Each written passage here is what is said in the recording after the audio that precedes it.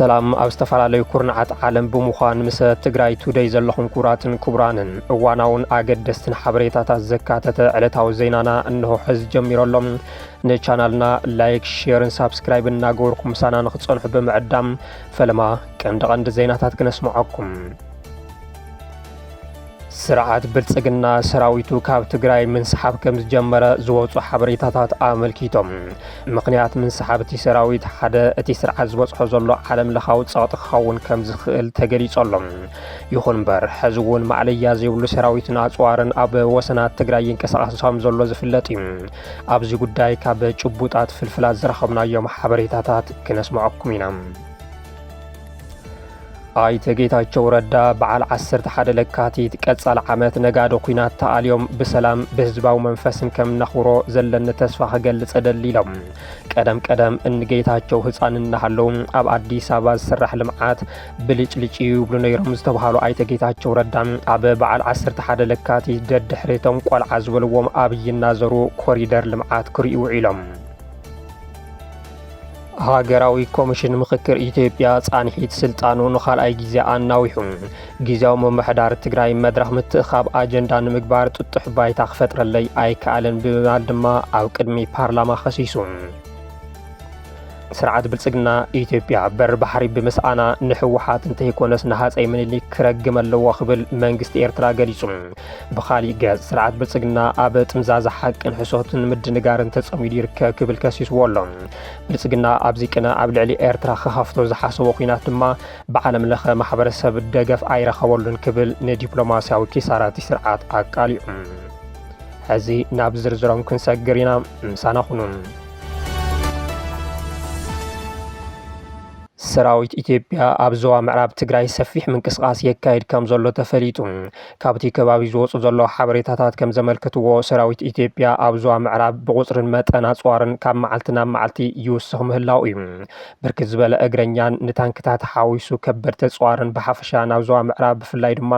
ናብ ደቡብ ኢትዮ ኤርትራ ኦሞ ሓጀር ይጽጋዕ ከም ዘሎ መሳኽር ዓይኒ ይሕብሩ። እቲ ሰራዊት ኣብ 3 ዓበይቲ ኮር ተኸፋፊሉ ስትራቴጂካዊ ቦታታት ይሕዝ ከም ዘሎ ዝሕብሩ እቶም ፍልፍላት እቲ ምንቅስቃስ ካብ ዓድረመጽ ክሳብ ሕሞራን መተማን ዘሎ መስመራት ዝሸፈነ ኮይኑ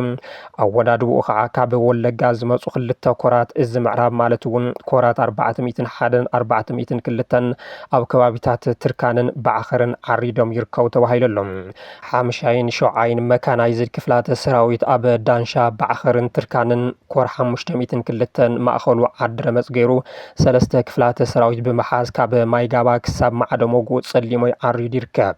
ማእኸሉ ባዕኸር ዝገበረ ኮር 503 ኣብ 3 ግንባራት ተዋፊሩ ከም ዝርከብ፣ እዚ ድማ ክፍለ ሰራዊት 62 ካብ ሄልገን ክሳብ ማይተመን፣ ክፍለ ሰራዊት 78 ካብ ኣብርሃ ጅራ ዓብድራፊዕ ሕሞራ፣ ክፍለ ሰራዊት 92 ካብ ማይደልየ ክሳብ ትክል ድንጋይ ዘሎ መስፈር ከም ዝሸፈነ እናተገለጸ ዝርከብ። ኮር 504 ማእኸሉ ጭልጋ ብምግባር ንመስመራት ቋራ ሸዲን መተማን ብምሽፋን ክሳብ ሕሞራ ዝተዘርግሐ እንትትከውን ዕለታዊ ምንቅስቃስ ከም ዘሎን፣ እዚ ድማ እቲ ናብቲ ዞባ ዝኣቱ ዘሎ ሓድሽ ሰራዊት ምስቲ ኣብቲ ከባቢ ዝጸንሐ ሰራዊት ንምውሃድን ኣወዳድባ ንምትዕራይን ዝዓለመ ክኸውን ከም ዝኽእል ይዝግለጽ። መንግስቲ ፌደራል ካብ ምዕራብ ትግራይ ክሳብ ጸለምትን ሰቆጣን ካብ ቆቦ ክሳብ ጭፍራን ኣብ ዓላን ማዕለያ ዘይብሉ ሰራዊት ኣዋፊሩ እዩ ዝርከብ። ሕዚ እውን ኣብ ክልላት ኦሮምያን ደቡብ ኢትዮጵያን ተሪፉ ዝነበረ ሓይሊ ምስ ታንክታቱ ናብ ኣንፈት ሰሜን ይጓዓዝ ከም ዘሎ ዝወፁ ዘለዉ ምስልታት ምስክር እዮም። እዚ ከምዚ ኢሉ እንከሎ ግና ስርዓት ብልጽግና ሰራዊቱ ካብ ትግራይ ከንሰሓብ ከም ዝጀመረ እዩ እናተገለጸ ዝርከብ። ትግራይ ቱዴይ ዝረኸቦ ጥሉል ሓበሬታ ከም ዝሓበሮ ስርዓት ብልጽግና ሰራዊቱ ካብ ትግራይ ከንሰሓብ ጀሚሩ ኣሎ። ብመሰረት እዚ ድማ ብሸነኽ ማይ ጸብሪ ኣትዩ ዝነበረ ሰራዊት ናብ ዝነበሩ ምምላስ ምጅማሩ ብ10ታት ዝቁጸራ ተሳሓብቲ ሰራዊት ጽዒነን እንትወፃ ከም ዝተረኣያ ካብቲ ከባቢ ዝረኸብናዮ ሓበሬታ ኣመልኪቱ ኣሎ። እቲ ዝወፅእ ዘሎ ሰራዊት ናበይ ከባቢ ከም ዝኸይድ ግና ዝተፈለጠ ነገር የለን። ምክንያት ምንስሓብቲ ሰራዊት ካብ ግምታት ወፃኢ ጭቡጥ ምክንያት ዘየቕረቡ እቶም ፍልፍላት እቲ ሓደ እቲ ስርዓት ዝበፅሖ ዘሎ ዓለም ለኻዊ ፀቕጢ ክኸውን ይኽእል ዝብል እዩ። ኣብዚ ሕዚ እዋን ስርዓት ብልጽግና ኣብ ሰሜን ኢትዮጵያ ዝገብሮ ዘሎ ጻሕተራይ ኩናት ምስቲ ኣብ ኩናት ሱዳን ተቃሊዑ ዘሎ ኢዳ ኣታውነት ተደሚሩ ካብ ሕብራት መንግስታት ክሳብ ሕብረት ኣፍሪካ፣ ካብ ሕብረት ኣውሮፓ፣ ሊግ ዓረብ ብተናጸል ድማ ካብ ኣሜሪካ ክሳብ ስዑድ ዓረብን ትርኪየን ዝበፅሖ ዘሎ ቀሊል ዘይበሃል ፀቕጢ ነቲ ኣበጊስዎ ዝነበረ ወራር ክልተ ግዜ ንኽሓስብ ገይርዎ ከም ዝኽእል ይግመት። ኣብ ሰሜን ተፈጢሩ ዘሎ ፖለቲካዊ ኣሰላልፋ ካሊእ ምክንያት ክኸውን ክኸውን ከም ዝኽእል ኣብ መንጎ ሓይልታት ትግራይ ኣምሓራ ኤርትራን ሱዳንን ዝፍጠር ዘሎ ጥምረት ፈታኒ ክኾኑ ከም ዝኽእልን ሃላኢሉ ኩናት ንምኽፋት ስግኣት ከም ዝኾነን ይገልጹ። እቲ ሳልሳይ ምክንያት ክኸውን ዝኽእል ሰራዊት ኢትዮጵያ ካብ መላእ ኢትዮጵያ ተሓጢጡ ወፂኡ ናብ ሰሜን ኢትዮጵያ ምኻዱ ስዒቡ ዝተፈጠረ ክፍተት ሓይሊ ጸጥታ እዩ። ካብ ክልላት ኦሮሚያ ደቡብ ህዝብታት ቤንሻንጉል ጉሙዝን ኣምሓራን ሰራዊት ምክልኻል ጠቕሊሉ ምውፁን ኣብቶም ከባቢታት ከቢድ ሓደጋ ጸጥታ ዘጋጠመ እንትትከውን ድሮ ካብ ደቡብ ኢትዮጵያ ዞባ ጋሞ ኣብ ክልተ ወረዳታት ብዘጋጠመ ጎነፅ 15 ሰባት ምማቶም ተገሊጾሎም። ኣብ ክልል ኦሮሚያ ሰራዊት ነጻነት ኦሮሞ ኣብ ክልል ኣምሓራ ድማ ዕጡቕ ሓይሊ ፋኖም ሰፋሕቲ ቦታታት ይቆጻጸሩ ምህላዎም መንግስቲ ኢትዮጵያ ሰራዊቱ ካብ ትግራይ ንኸንሰሓብ ምክንያት ኮይንዎ ከም ዝኽእል እናተገለጸ እዩ። ይኹን እምበር ሰራዊት ፌደራል ካብ ትግራይ ምንሰሓብ ጀሚሩ ዝብል ሓበሬታ ንምዝንጋዕ ክኸውን ከም ዝኽእል ብጥርጣረ ዝምልከቶ ኣካላት ብዙሓት እዮም። ምክንያቱ መንግስቲ ፌደራል ሰራዊቱ ካብ ትግራይ ክንሰሓብ ይኽእል እዩ ኣብ ዝበሃለሉ ዘሎ ኣብዚ ሕዚ እዋን ከይተረፈ ቁፅሩ ዘይናዓቕ ሓይሊ ናብ ሰሜን የግዕዝ ምህላው እዩ። እኳ ደኣስ ዳግም ኩናት ንምውላዕ ኣብ ጫፍ በፂሑ ዝብሉ ዓለም ለኸ ዜናታት እናሓየሉ ይመፅሉ ኣብ ዘለሉ እዋን እቲ ክንሰሓብ ይኽእል እዩ ዝብል ኣብ መደናገርነቱ ዝዘለለ ክኸውን ከም ዘይኽእል ይግለጽ ኣሎ። ፕረዚደንት ጊዜያዊ ምምሕዳር ትግራይ ጀነራል ታደሰ ወረደን ኣቦ መንበሩ ህወሓት ዶክተር ደብረጽዮን ገብረ ሚካኤልን ኣብ ድሮ 11 ለካቲት ኣብ ዘስምዕዎ መደረ መንግስቲ ፌደራል ንትግራይ ይኸባ ከም ዘሎን ኩናት ንምጅማር ኣብ ጫፍ ከም ዝርከብን ምግላጾም ዝዝከር እዩ። ብኻሊእ ዜና ላዕለዎት ዲፕሎማት ሃገራት ፈረንሳይን እስራኤልን ናብ ትግራይ ብምምራሕ ምስ ኣመራርሓ ትግራይ ከም ዝዘቶ እናተገለጸ ይርከብ። ኣብዚ ኣንጻላልዩ ዘሎ ደመና ኩናት ንምትራፍ ዝግበር ዘሎ ጻዕሪ ንምድጋፍ ኣብ ኢትዮጵያ ኣምባሳደር ፈረንሳይ ኣሌክሲስ ላሜክን ካልኦት ዲፕሎማት እስራኤልን ኣብ መቐለ ከም ዝርከቡ ዝተገለጸ ኮይኑ እቶም ዲፕሎማተኛታት ምስ ፕረዚደንት ጊዜያዊ ምምሕዳር ትግራይ ሌተናንት ጀነራል ታደሰ ወረደ ከም ዝተረኸቡን ኣብ እዋናዊ ጸጥታ ሰላምን ትግራይን ዘተኮረ ዘተ ከም ዘካይዱ ተፈሊጡ። እቲ ዘተ ዝረአ ዘሎ ዞባዊ ቅልውላውን ፖለቲካዊ ወጥርን ብሰላማውን ዲፕሎማስያውን ኣገባብ ንምፍታሕ ከም ሓድሽ ተስፋ ተገይሩሉ ተወሲደሎም ኣብ መንጎ ትግራይን መንግስቲ ፌደራልን ዝነበረ ርክብ ካብ ግዜ ናብ ግዜ እንዳሓርፈፈ ምንጹእ ስዒቡ ናብ ወተሃደራዊ ምትፍናን ምሽጋሩ እቲ ቅድሚ 3 ዓመታት ጠጠው ዝበለ ደማዊ ኩናት ዳግም ንኸይደግስ ስግኣት ብዙሓት ሃገራት ኮይነሎም። ብፍላይ ኣብ ዞባ ቀርኒ ኣፍሪካ ሃገራዊ ረብሓ ዘለወን ሃገራት ድማ ነቲ ኩነታት ብዕቱ ይከታተልኦን ነቲ ንኩናት ዝህንደድ ዘሎ መንግስቲ ኢትዮጵያ ዕረፍ ይብልኦን ከም ዘለዋ ተንተንቲ እናገለጹ እዮም። ናይዚ ሓደ ኣካል ከም ዝኾነ ዝተነገረሉ ዑደት እምበር ዲፕሎማተኛታት ፈረንሳይን እስራኤልን ሕዚ ኣብ ከተማ መቐለ ንኽቕኒ መደብ መሓዞም ዝዘረብ ዘሎ እቶም ላዕለዎት ልኡኻት ክሳብ ዓርቢ ኣብ ትግራይ ከም ዝጸንሑን ናብ ዝተፈላለዩ መዕቆዊ ተመዛበልቲ ብምኻድ ህዝቢ ትግራይ ዘለዎ ኩነታት ብቐርባ ከም ዝዕዝውን ዝወፁ ሓበሬታታት የመልክቱ ኣለዉ። እነ ጌታቸው ረዳ ድሮ ልጅ እያሉ አዲስ አበባ የሚሰራውን ስራ ብልጭልጭ ነው ይሉ ነበር። አሁን ባደጉበት ዘመን እንደዛ የሚያስቡ አይመስለኝም።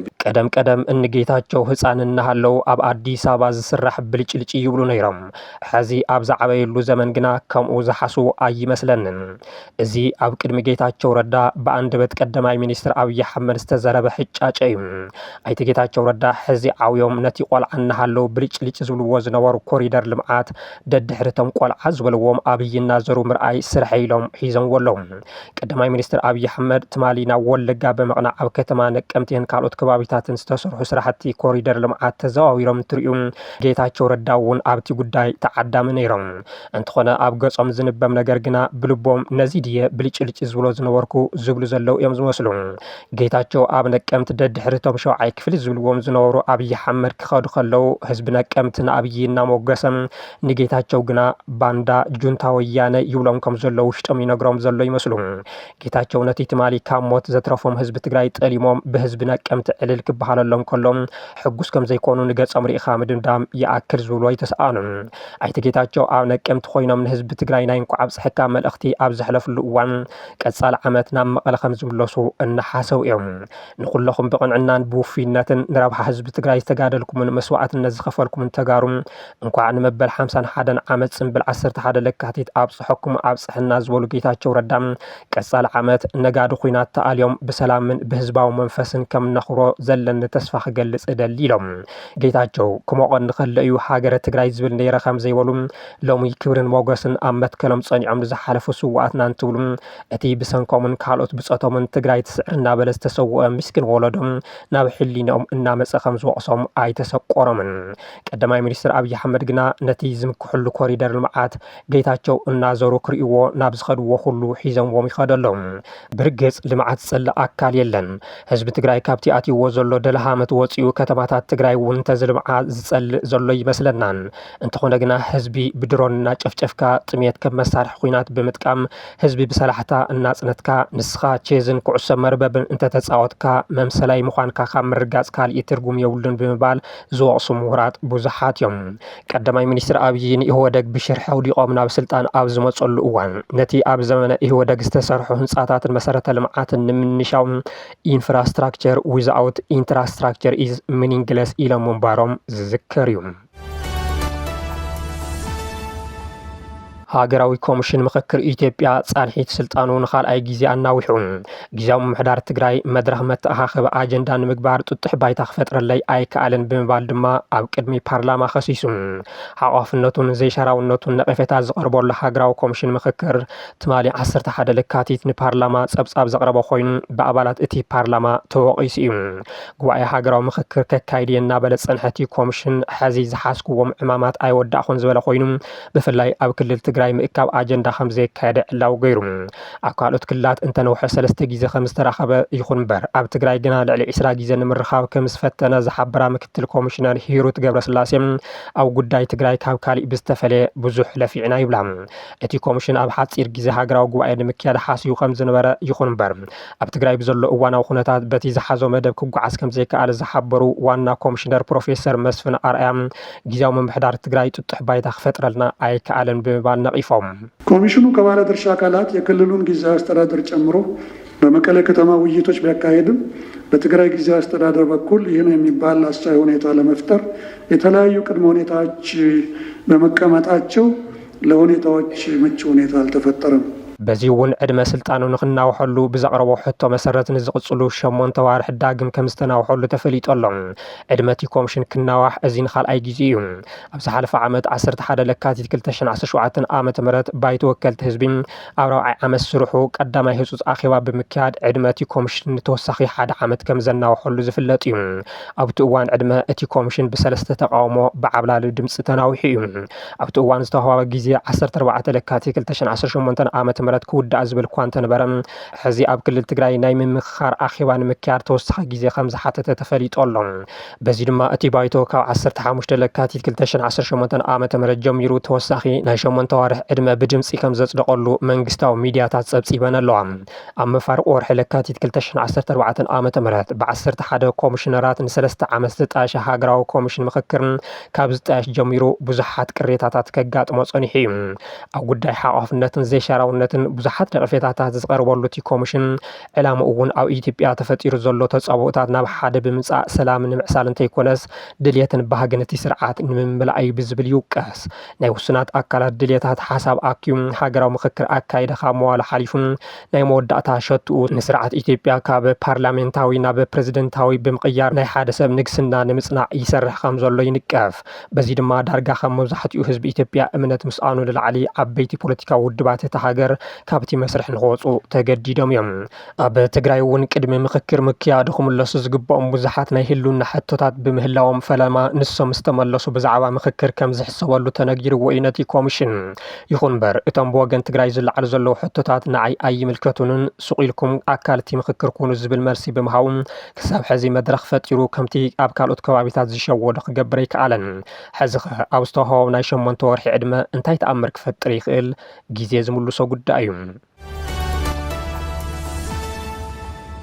ስርዓት ብልጽግና ኢትዮጵያ በር ባሕር ብምስኣና ንሕወሓት እንተይኮነስ ንሃፀይ ምኒልክ ክረግም ኣለዎ ክብል መንግስቲ ኤርትራ ገሊጹ። ብኻሊእ ገጽ ስርዓት ብልጽግና ኣብ ጥምዘዛ ሓቅን ምድንጋርን ተጸሚዱ ይርከብ ክብል ከሲስዎ ኣሎ። ብልጽግና ኣብዚ ቅነ ኣብ ልዕሊ ኤርትራ ከፍቶ ዝሓሰቦ ኩናት ድማ ብዓለም ለኸ ማሕበረሰብ ደገፍ ኣይረኸበን ክብል ንዲፕሎማስያዊ ኪሳራት ስርዓት ኣቃሊዑ። ኣብ ማሕበራዊ ገጽ ሚኒስትር ሓበሬታ ኤርትራ ሰነድ ዘይኮነስ ሓቂ ዝጠፍኦ ኣብይ ኣሕመድ ብዝብል ዝሰፈረ ነዊሕ ጽሑፍ ስርዓት ብልጽግና ኢትዮጵያ በር ባሕሪ ምስኣና ንሕወሓት እንተይኮነስ ንምኒልክ ክረግም ይግባእ ዝብል እዩ ኣብዚ እዋን እዚ ስርዓት ብልጽግና ባዕሉ ኣብ ዝፈጠሮ ናይ ሕሶት ማዕበልን ሃተፍተፍን እናተደፍአ ኣንፈቱ ስሒቱ ሰንከልከል እናበለ ብዓውታ ዝጭድር ይመስል ዝብል እቲ ጽሑፍ ብክብደት ዝተሰከሙ ሓሶት ብዓቕሊ ጽበት ሰንከልከል እናበለ ናብ ምጥሓል ተቃሪቡ ሰራዊቱ ብኣሽሓት እናተማረኸ ምድረ መሓራ ብፋኖ ተባሂቱ ከሎም ኣብ ኦጋዴን ዓፋርን ኦሮሚያን ክቅህም ዘይከኣለ ባርዕ ውግእ እናተባልዐ ትግራይን ካልኦት ዞባታት ናይቲ ሃገርን ናብ ምፍራስ ተቃሪበን ኣብ ሓዲግ ከለዋ ወደባት ኤርትራ ክጎብጥ ይሓልመሎ ይብል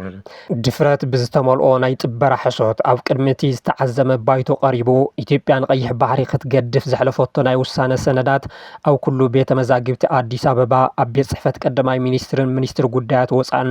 ኣብ ካቢኔ ሚኒስትራትን ኣብ ቃለ ጉባኤ ባይቶን ደልዩ ከም ዝሰኣነ ክገልጽ ምስምዑ ዘስደምም እዩ ብምባል ድማ ነቲ ቀዳማይ ሚኒስትር ኣብይ ኣሕመድ ኣብ ፓርላማ ቀሪቦም ቀይሕ ባሕሪ መን ፈቂዱ ከም ዝሰደዶ ሰነድ ስኢና ዝበልዎ መደረ ኣዘኻኺሩ እዚ ድማ ምላሽ ደልዩ ዘቕረቦ ሕቶ ዘይኮነስ ባሕሪ ናይ ምስኣን ተሓታትነት ንህወደግ ብፍላይ ድማ ንሕወሓት ብሓላፍነት ከሰክም ስለ ዝደለየ ዝፈጠሮ ናይ ክሕደት ቃላት እዩ ዝበለ ሻዕብያ ቀይሕ ባሕሪ ከም ዘይወጽሖ ኣብ ቅድሚ ዓለም ባዕሉ ኣብ ጽሓፎ ተኣሚኑ ድማ ኣይኮነን ኢትዮጵያ ኣፍ ደገ ባሕሪ ዝሰኣነትሉ ወግዓዊ ሰነድ ኣይተረኸበን ወይ መንግስታዊ ውሳነ የነበረን ብምባል ኮነ ኢሉ ባርዕ ንምውላዕ ነገር ንምጽሕታርን ሕጋውነት ኤርትራ እዩ ዝኸይድ ዘሎ ኢልዎም ስለቲ ዝፍንዎ ዘሎ ሓሶት ናይ ጥልመት ቃላትን ሓደገኛ ተረኻትን ሓላፍነት ክስከም ዘለዎ ኣብይ ባዕሉ ምዃኑን ዘይሓላፍነታውን ስነ ምግባር ዝጎደሎ ኣዕናው ባህርያቱ ባዕሉ ክሕተተሉ ኣለዎ እምበር ኣጋዛ ኢትዮጵያ ትበሃል ዘላ ሃገር ምፍጣራ ዝተፈጸሙ ፍጻመታት ክክሕዶ ዘይኽእል ታሪኻዊ ጭብጥታት ከም ዘለው ጠቂሱ ንኣቢሲንያ ኣብ ትሕቲ ሞግዚት ኢጣልያ ዘእቱ ውዕል ውጫለ ኣብ አዲስ አበባ ምስ ፈረሰም ኢጣልያ ንኣቢሲንያ ከም ነጻ ሃገር ኣፍልጦ ምስ ሃበትን ኣቢሲንያ ድማ በዚ መንጽር ኤርትራ ግዛት ኢጣልያ ምዃና ከም ኣቆጻጽሪ ኣውሮፓ 26 ጥቅምቲ 1896 ኣፍልጦ ምስ ሃበት ኢትዮጵያ በሪ ወኒና ከም ዘይትፈልጥ እዩ መንግስቲ ኤርትራ ዕላው ገይሩ ዘሎ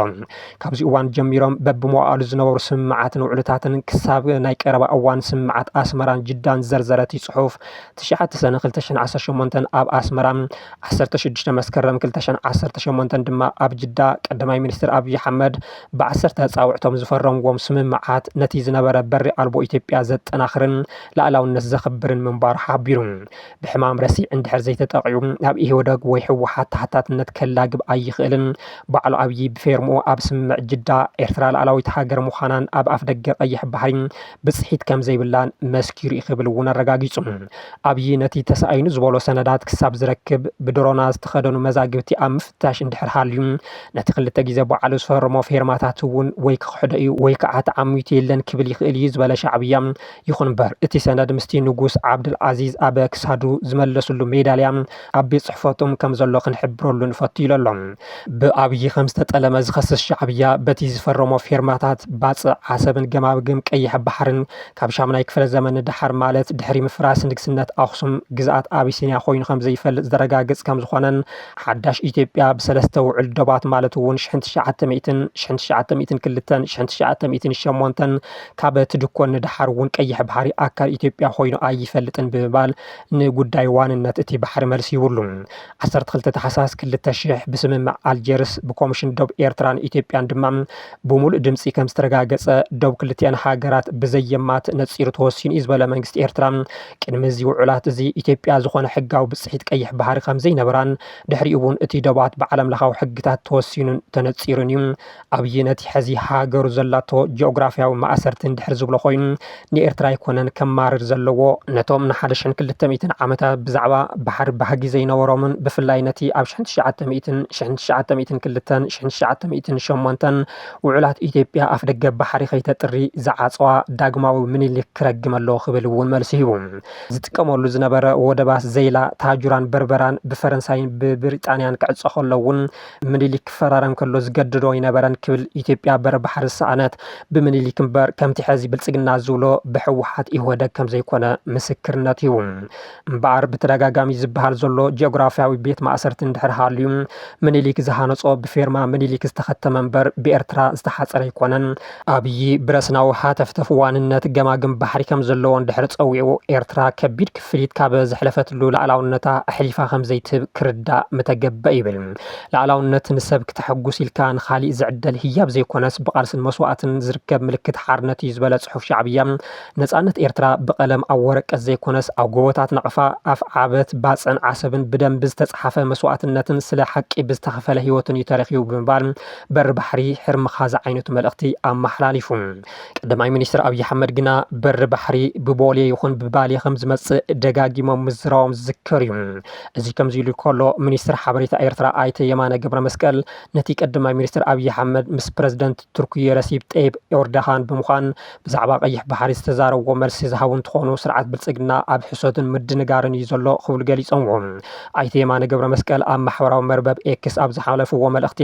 መራሕቲ ንሽሙ ብልጽግና ኢትዮጵያን ገለ ክፋል ላዕለዎት መኮንናት ሰራዊትን ዕስዋት ብምውፋር ንሓቂ ክቕይሩ ይፍትኑ ኣለዎ ክብሉ ነቒፎም ኣብዚ ቅንያት እዚ ብስርዓት ብልጽግና ላዕላዊ ተበጻሕነት ባሕሪ ንምርካብ ኩናት ንምፍናው ዝቐረቡ ናይ ሕሶት ስነ መጎታት ኣብ ሰፊሕ ዓለም ዝኾነ ስሕበት ወይ ፖለቲካዊ ድጋፍ ኣይረኸቡን ኣይከኣሉን እውን ዝበሉ እቶም ኣፈኛ ስርዓት ግደፍ በዚ ድማ እቲ ኣጀንዳ ኩናት ተገልቢጡ ብናይ ሕሶት ቅድመ ኩነትን ምስምስን ዳግማይ ክዕሸግ ይስርሐሉ ኣሎ ኢሎም ኤርትራ ኣብ ልዕሊ መሬታን ማያታን ዘለዋ ላዕላውነታ ኣብ ዋጋ ዕዳጋ ዘእቱ ነገር ከም ዘይተሓስብ ብምጉላህ ነቲ ተፈጥሮኣዊ መሰል ባሕሪ ዝምልከት ዲስኩር ከም መሸፈኒ ናይ ምስፍሕፋሕ ሕርፋን ጥራሕ ጌርካ ከም ትሪኦ እውን ገሊፆም ኣለዉ ኣብ መንጎ ኢትዮጵያን ኤርትራን ዘሎ ወጥሪ ኣብ ዝኾነ እዋን ክፍንጀር ዝኽእል ሕሩጭ በርሚል ኮይኑ ከም ዘሎ ዓለም ለኸ ክራይሲስ ግሩፕ ኣጠንቂቑ ኣብ ጉዳይ ሰላምን ጸጥታን ጠሚቱ ዝሰርሕ ዓለም ለኸ ክራይሲስ ግሩፕ ኣብ ኢትዮጵያን ኤርትራን ከምኡ እውን ኣብ ክልል ትግራይ ዘሎ ኣሰካፊ ኩነታት ኣመልኪቱ ጸብጻብ ኣውፅየሎም እቲ ኣብ መንጎ ኢትዮጵያን ኤርትራን እናተጋደደ ዝኸይድ ዘሎ ወጥሪ ከምኡ እውን ኣብ መንጎ ፌደራል መንግስትን ሕወሓትን ዝረአ ዘሎ ደግሲ ጎነፅ ናብ ኩናት ክቕየር ኣብ ቀልቀል ምህላው እቲ ኣህጉራዊ ትካል ዘቕረቦ ሓድሽ ጸብጻብ የጠንቅቕ ኣብ መንጎ መንግስታት ኣብይ ኣሕመድን ኢሳያስን ከምኡ እውን ሕወሓትን ዘሎ ዝተሓላለኸን ወጥሪ ዘለዎን ዝምድና ኣብ ቀርኒ ኣፍሪካ ኣብ ዝኾነ ህሞት ክፍንጀር ዝኽእል ሕሩጭ በርሚል እዩ ኢልዎ ኣሎ እቲ ኣብ 2018 ኣብ መንጎ ኢትዮጵያን ኤርትራን ዝተኸተመ ወተሃደራዊ ምሕዝነት ኣዲስ ኣበባ ኣስመራ ባህር ዳር ሙሉእ ብምሉእ ከም ዝፈረሰ ክልቲአን ሃገራት ኣብዚ ሕዚ እዋን ኣብ ኣፍ ደገ ሕድሕዳዊ ጽልእን ኩናትን ከም ዘለዋ እቲ ጸብጻብ ይሕብር ውፅኢት ናይቲ መጽናዕታዊ ጸብጻብ ኣብ መንጎ ኣመራርሓ ሕወሓት ዘሎ ምፍንጫል እቲ ብጌታቸው ረዳ ዝምራሕ ጉጅለ ምስ ፌደራል መንግስቲ ዝምድኑ ከጠናኽር ይጽዕር ከም ዘሎ እቲ ካሊእ ብደብረጽዮን ገብረ ሚካኤልን ፈትለወርቂ ገብረ እግዚአብሔር መንጆሪኖን ዝምራሕ ጉጅለ ድማ ምስ ኣስመራ ምሕዝነት ይፈጥር ከም ዘሎን ብምጥቃስ ንውሽጣዊ ምክፋል ፖለቲካዊ ኤሊት ትግራይ ከም ሓደ ፍልፍል ወጥሪ ይቆጥሮ ኣሎ እዚ ሓደገኛ ምክፋል ኤሊታትን ፖለቲከኛታትን ትግራይ ኣብ ውሽጢ ሕወሓት ንትግራይ ኣብ መንጎ ኢትዮጵያን ኤርትራን ክካየድ ዝኽእል ኩናት ናብ ዓውደ ወኪል ኩናት ክቕይራ ከም ዝኽእል እቲ ዓለም ለኻዊ ትካል ኣብ ጸብጻቡ ኣጠንቂቑ ኣብ መንጎ ክልቲአን ሃገራት ዘሎ ወጥሪ ስክፍትታቱ ብምጥቃስ ብመሰረቲ ጸብጻብ መንግስቲ ኢሳያስ ኣፈወርቂ ንጉዳይ ወደብ ባሕሪ ኢትዮጵያ ከም ቁጠባዊ ረብሓ ዘይኮነስ ከም ውጥን ወራር ዝቆጥሮ ብምዃኑ ጉዳይ ወደብ ባሕሪ ኢትዮጵያ ከም ዝነጽጎ ይገልጽ ከም ውጽኢት ድማ ኢትዮጵያን ኤርትራን ድሕሪ ርብዒ ዘመን ናብ ካሊእ ኩናት ክኸዳ ከም ዝኽእላ እቲ ጉጅለ ኣብ ዘውፅኦ መጽናዕታዊ ጸብጻብ ኣጠንቂቖሎም ኣብቲ መጽናዕታዊ ጸብጻብ ካብ ዝተኻተቱ ወሰንቲ ጉዳያት ኣብ መንጎ ክልል ኣምሓራ ፋኖን መንግስቲ ፌደራልን ዝካየድ ዘሎ ኩናት ኮይኑ መንግስቲ ኣብይ ኣሕመድ ኤርትራ ንፋኖ ወተሃደራዊ ደገፍ ትበላ ብምባል ከም ዝኸስስን እዚ ድማ ክልቲአን ሃገራት ናብ ኩናት ዝደፍአን ዘሎ ካሊእ ረቑሓ ምዃኑ ይሕብር ኣፍሪካ ኣብዚ ዓመት እዚ ፍሉይ ኣቕልቦ ክትገብረሎም ዘለዋ 7 ስክፍታታት ሰላምን ጸጥታን ኣብ መንጎ ኢትዮጵያን ኤርትራን ዘሎ ወጥሪ ሓደ ምዃኑ ብምጥቃስ ክልቲአን ሃገራት መካናይዘን ብበዝሒ ኣጋር ሰራዊትን ናብ መሳገሪ ዶባት የጓዓዛ ከም ዘለዋ ከምኡ እውን መደብራት መቆጻጸሪ ሰብ ኣልቦ ነፈርቲ ተኽላ ከም ዘለዋ ምስቲ ጉዳይ ዝተኣሳሰሩ ጭቡጣት ሓበሬታታት ብምጥቃስ ነጺሩ ኣብ ሰሜን ኢትዮጵያ ዳግማይ ኩናት እንተተላዓይሉ ነቶም ገና ካብቲ ዝነበረ ኩናት ዘይሓውዩ ሚልዮናት ዜጋታት ዝያዳ ስቃይን ሰብኣዊ ቅልውላውን ከም ዘስዕብ እውን እቲ ትካል ኣገንዚቡ